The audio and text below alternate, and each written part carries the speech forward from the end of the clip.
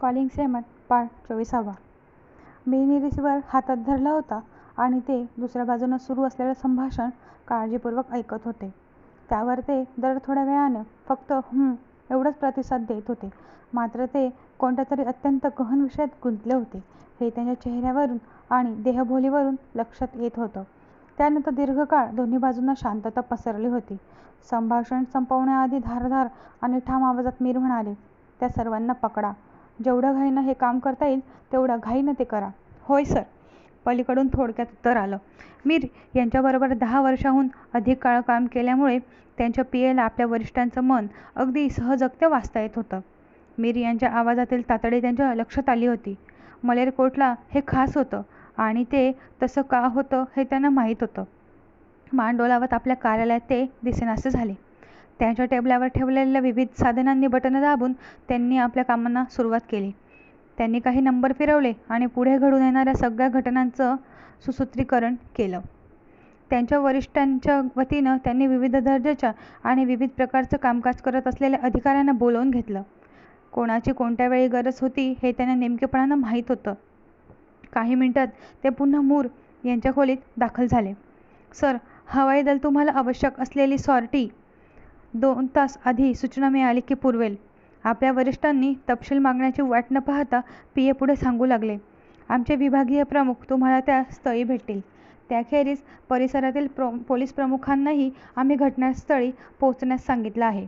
SP थोडेसे गोंधळल्यासारखे दिसत होते आणि त्यांना कार्यक्रमाची आगाऊ माहिती हवी होती. संबंधित ठिकाणी धाडी टाकण्यासाठी खास टीमही पाठवण्यात आली आहे. "थँक्स," मीनी थोडक्यात आणि कठोरपणानं म्हटलं.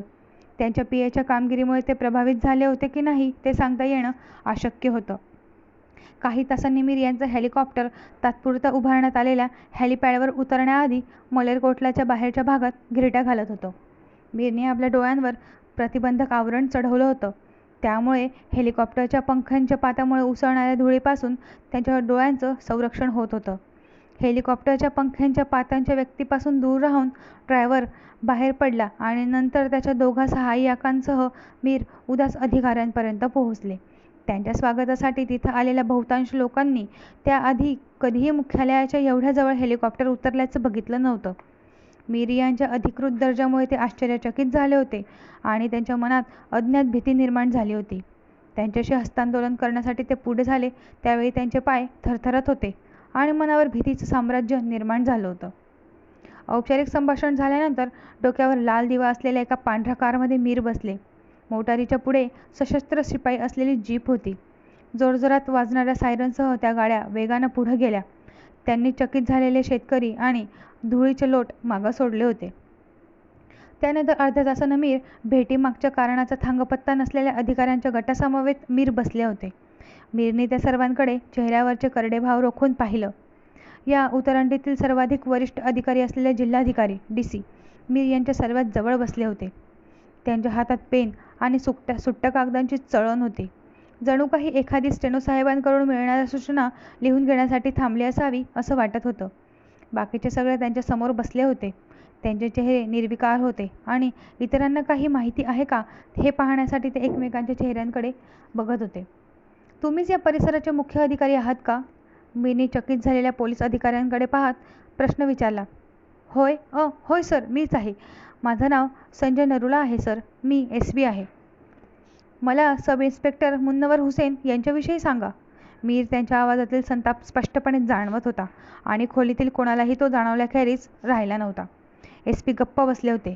ते चाचरत काहीतरी बोलण्याचा प्रयत्न करत राहिले. दिल्लीच्या वरिष्ठ अधिकाऱ्यांना एवढं संतप्त बनण्याएवढं मुन्नवरने काय केलं होतं याचं त्यांना आश्चर्य वाटत होतं. त्या सब इन्स्पेक्टरनं गैरमार्गानं प्रचंड माया गोळा केली होती आणि तिच्यात त्यांचाही वाटा होता. त्यामुळे मनातून ते चांगलेच घाबरले होते.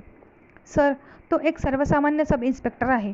तो फक्त त्याचं काम करतो आणि कायदा आणि सुव्यवस्था राखतो. माझ्याकडे त्याच्या विरोधात एकही तक्रार आलेली नाही. खरं तर ग्रामस्थ त्याच्या कामगिरीविषयी आनंद असल्यासारखे वाटतात आणि त्याच्या दैनंदिन कामकाजाविषयी त्यांनी अनेकदा समाधानही व्यक्त केलं आहे." "तुम्ही ग्रामस्थांशी स्वतः बोलला आहात का?" एसपी पुन्हा एकदा आश्चर्यचकित झाले होते. आपली कारकीर्द धोक्यात आणण्याजोग्या कोणत्यातरी गंभीर गोष्टीत मुन्नवर अडकला असावा याविषयी आता त्यांची खात्रीच पटली होती. त्यांच्या अंतःप्रेरणानं त्यांना आता स्पष्ट दिसणाऱ्या गोष्टींना चिकटून राहण्यास आणि काहीही करून आपली कातडी बचावण्यास सांगितलं. नाही सर, मी प्रत्यक्ष बोललो नाही, पण मी नियमितपणे नोंदी तपासतो आणि त्यावरून गुन्ह्याचा आलेख वाढला नसल्याचं दिसलं आहे. जर तुमच्याकडे कोणत्याही नोंदी ठेवल्या जात नाहीत तर गुन्ह्याचा आलेख कसं काय वाढला जाईल? तुमच्याकडे ना रजिस्टर आहे ना लॉगबुक. खरं तर असलं काही म्हणजे काहीच नाही सर. मी काय तपासतो सर? तुम्ही काय आणि केव्हा तपासणार? तुम्ही बाहेर थांबू शकतात. मी तुम्हाला थोड्या वेळानं बोलवतो, मेळ कठोरपणे म्हणाले. एसपींनी त्यांना खोलीबाहेर जायला सांगितलं. त्यावेळी त्यांचे डोळे संतापाची आग ओकत होते. होय सर, एसपींनी म्हटलं आणि लगेच ते उठून उभे राहिले आणि सॅल्यूट ठोकून बाहेर पडले. ते गोंधळले होते आणि मुन्नवरबरोबर तातडीनं बोलून नेमकं काय झालं हे त्यांना जाणून घ्यायचं होतं. त्यानुसार ते आपला कसा काय बचाव करायचा ते ठरवणार होते. कॉरिडॉरमध्ये जलद गतीनं येळझाऱ्या घालत ते अजूनही बारकाईनं विचार करत होते. तेवढ्यात त्यांना सगळे अधिकारी एकमेकांपाठोपाठ लगबनीनं बाहेर येताना दिसले. आता मीर यांच्याबरोबर त्या खोलीत फक्त DC एवढेच होते. त्या दोघांनी पुढे 10 मिनिटं चर्चा केली आणि नंतर ते खोलीबाहेर पडले. ते सरळ आपापल्या कारकडे गेले. मीरनी एसपींकडे एकदा साधं पाहण्याचीही तसदी घेतली नव्हती. वाट पाहत बाहेर उभे असलेले अधिकारीही आपापल्या गाड्यांकडं घाईघाईनं धावले होते. DCंनी पायलट जीपच्या मागं आपली कार घेतली होती आणि मोटरींचा तो ताफा मलेरकोटलाच्या दिशेनं निघाला होता. आपल्या गाडीत एकटेच बसून आणि वॉकीटॉकी कानाला लावून ते सतत आदेश देत होते. अखेरीस मलेरकोटलाच्या पोलीस चौकीबाहेर मोटरींचा तो ताफा थांबला. चौकीची अगदीच दुर्दशा झाली होती आणि एखाद्या जुन्या गोठ्यासारखी ती दिसत होती. तिच्या आवारात वाढलेल्या ओल्या आणि सुक्या गवतावर 2 गायी आणि 3 म्हशी आनंदानं चरत होत्या. चौकीच्या बाहेरचा बोर्ड उलटा लटकत होता. प्रवेशद्वाराच्या डावीकडे सुमारे डझनभर गंजलेल्या सायकली एकावर एक रचून ठेवण्यात आलेल्या होत्या. एक मोठ्या वृक्षाखाली अव्यवस्थितपणे काही खाटा पडलेल्या होत्या. त्याच्यावर वाळलेल्या पानांचा ढिगारा साचला होता. बाहेरच्या त्या देखाव्यावरूनच कोणाच्याही मनात पोलीस चौकीत एखादा तरी पोलीस असेल काय अशी शंका आली. आतील देखावाही याहून अधिक चांगला नव्हता. आपल्याबरोबर कोणतं संकट वाढून ठेवण्यात आलंय याविषयी अनभिज्ञ असलेले सब इन्स्पेक्टर मुन्नवर हुसेन गाढ झोपेत होते. त्यांच्या शेजारीच दारूची रिकामी बाटली पडलेली होती. त्यांचे डोळे अर्धवट बंद होते आणि तोंड अर्धवट उघडं होतं. पान खाऊन रंगवलेल्या त्यांच्या ओठातून जोरजोरात घोरण्याचा आवाज बाहेर पडत होता. जवळच त्यांचे शूज उलटे पडले होते. त्यांनी शर्टाचं बटन काढलेली होती आणि त्यांच्या उघड्या ढेरपोटावरून दोन्ही बाजूंना तो खाली लोंबकत होता आणि त्याच्या जोरजोरानं घोरण्याबरोबर वरखाली होत होता. टेबलावरती बऱ्याच फायलींचा ढिगारा साचलेला होता आणि एखाद्या जड पेपरवेटप्रमाणे त्यांनी आपले दोन्ही पाय त्या फायलींवर ठेवले होते. ड्युटीवर असलेल्या कॉन्स्टेबलला त्यांनी सावध करण्याचं भानही त्यांना उरलं नव्हतं, कारण स्थानिक दारूभट्टीवरच्या आपल्या वाटा मिळाल्यामुळे त्यांची ही ब्रह्मानंदी टाळली होती. तोही गाढ झोपेत होता आणि हजेरी पुस्तकावर तिरपी मान टाकून तो निद्रासुख अनुभवत होता. रिकामे ग्लास आणि फुटलेली बाटली जमिनीवर पडली होती आणि टेबलावर काचेचे तुकडे विखुरलेले होते. अंगावर सांडलेल्या दारूमुळे त्यांची पॅन्ट ओली झाली होती. त्याने पॅन्टवर बांधलेल्या पट्ट्याचा हुक काढला होता आणि त्यांचं ढोरपोट जसं वर खाली होत होतं त्याप्रमाणे तो पट्टा निरुद्देशपणे एखाद्या लंबकासारखा मागे पुढे हेलावत होता.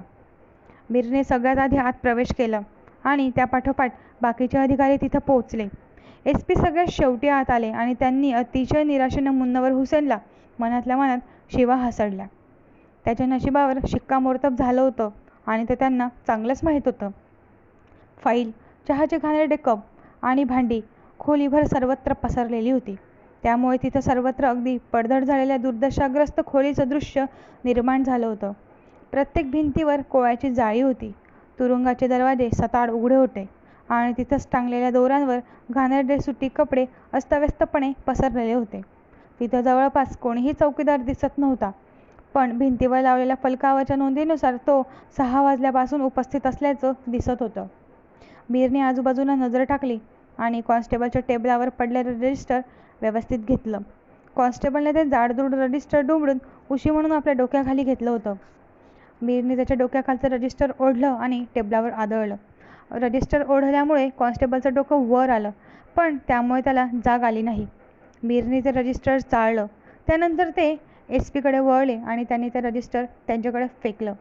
SP ने सूर मारल्याप्रमाणे उडी मारून ते जाडजूड फरफरणारं रजिस्टर झेलावं लागलं. ते आपल्या हातात धरून त्यांनी त्याच्या कोऱ्या पानांवर नजर टाकली. त्या रजिस्टरमध्ये सुमारे महिन्याभराच्या नोंदीच नव्हत्या.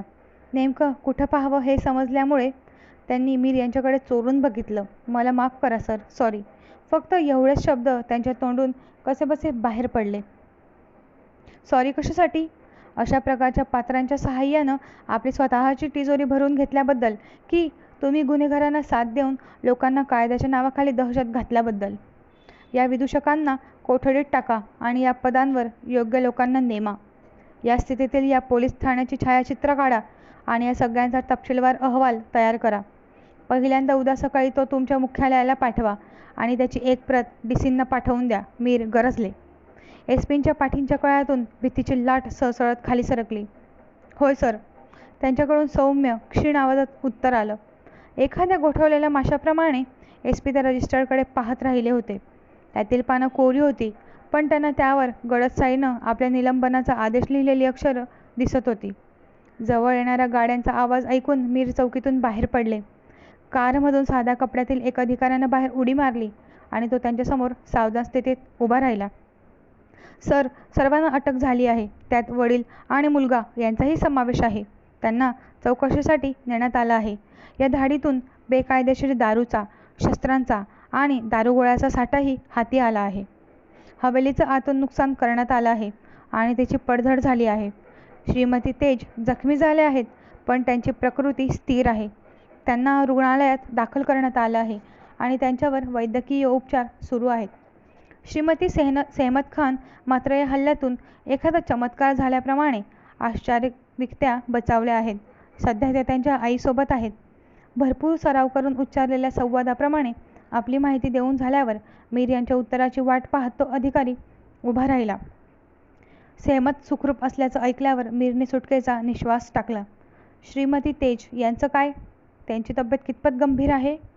सर, डॉक्टर त्यांना तपासत आहे.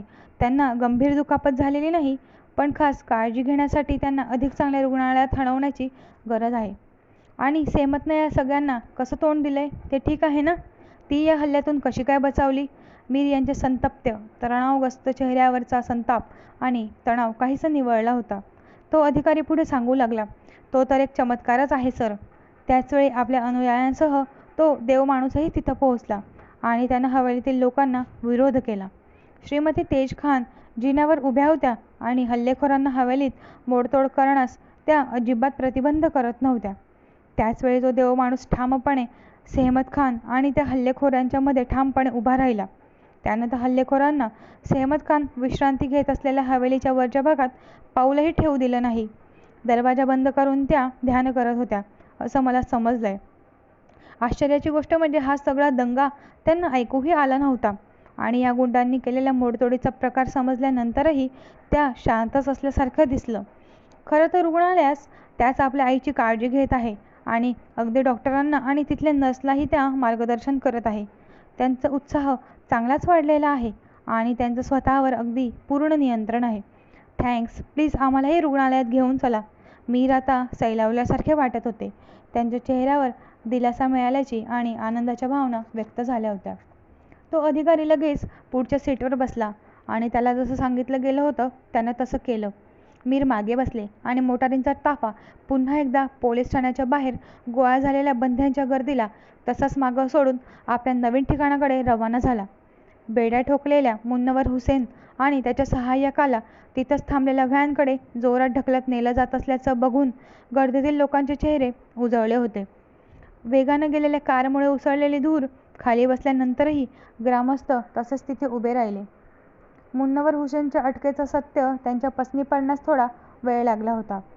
एक वृद्ध व्यक्ती ही सगळी पिंड काही अंतरावरून पाहत होती. त्यांच्या डोळ्यात वेदना होत्या. लियाकत अली आणि त्यांचा मुलगा यांच्या विरोधात तक्रार करण्याचे त्याने पुन्हा पुन्हा केलेले प्रयत्न अपयशी ठरले होते. त्याच्या जमिनीचा लहानसा तुकडा अली आणि त्यांच्या मुलानं बळकावला होता आणि त्यांच्या पत्नीला आणि मुलाला निर्दयीपणे मारहाण केली होती. जणू काही मुन्नावरच्या अटकेमुळे त्यांच्या आयुष्याला नवसंजीवनी मिळाली होती. तो चालताना आधारासाठी वापरत असलेली काठीही त्यानं बाजूला ठेवली आणि तो टाळ्या वाजवू लागला. त्याचे दुबळे हात फारसे टाळ्या वाजवू शकले नव्हते, पण त्याच्या चेहऱ्यावरच्या उत्साहानं वातावरणात जोश निर्माण झाला होता. लवकरच सगळ्याच लोकांनी त्याला साथ दिली आणि एकत्रितपणे ते टाळ्या वाजवू लागले. जणू काही त्या क्षणाच्या संधीचीच वाट बघत असल्याप्रमाणे आकाशात जमलेल्या ढगांमधूनही पावसाच्या जोरदार सरी बरसू लागल्या. तिथपर्यंत मोठ्या संस्थेने ग्रामस्थ गोळा झाले होते. टाळ्यांचा मोठा गजर होत होता. त्याचं रूपांतर हळूहळू आरोळ्यांमध्ये झालं आणि नंतर लोक अक्षरशः नाचू लागले. त्यांचे अश्रू त्यांच्या चेहऱ्यावर जोरजोरात पडणाऱ्या पावसाच्या थेंबांमध्ये मिसळून गेले होते. ते उत्साहानं ठोकत असलेल्या आरोळ्यांसमोर ढगांच्या कडकडाटाचा आवाजही फिका पडला. ते आनंदानं रडत होते आणि त्याचवेळी त्यांना दिलासाही मिळाला होता. ते पर्जन्य नृत्य तसंच सुरू होतं. शेकडो पावलांना त्यामुळे अत्यानंदानं उड्या मारण्यास आणि थेट स्वर्गातून त्याच्या डोक्यावर बरसणारं पाणी इकडे तिकडे उडवत फिरण्यास प्रोत्साहन मिळत होतं. फक्त तिथं उपस्थित असलेली एकच व्यक्ती दुःखी आणि निराश दिसत होती. आपलं डोकं शरमेनं पकडून एसपी त्या नाचणाऱ्या गर्दीतून रस्ता काढत पुढे गेला आणि काही अंतरावर दिसेनासा झाला. त्या गर्दीपासून खूप लांब अंतरावर तो फकीर एका झाडाखाली एकटाच उभा होता. त्याचा चेहरा निर्विकार होता. त्याचे डोळे अर्धवट उघडे होते आणि त्याच्या हातातील वाद्यातून त्यानं कधीच न गायलेली धून वाजत होती. हे सगळं सेहमत बीमुळे घडलंय. जा आणि तिचे आभार माना, तो पुन्हा पुन्हा म्हणत होता. अधिकाधिक अत्यानंदात न्हाणाऱ्या आणि भावनाशील बनत चाललेल्या त्या गर्दीपर्यंत त्याचे शब्द पोहोचत नव्हते. पण ग्रामस्थांच्या लक्षात सत्य गोष्टी आल्याखेरीज राहिली नव्हती. सेहमतच त्यांची तारणहार होती. हे जगत असलेल्या दहशतीतून त्यांनी सुटका करण्यासाठी ती स्वर्गातून अवतरली होती. ती मलेरकोटण्याची अनभिषिक्त राणीच होती.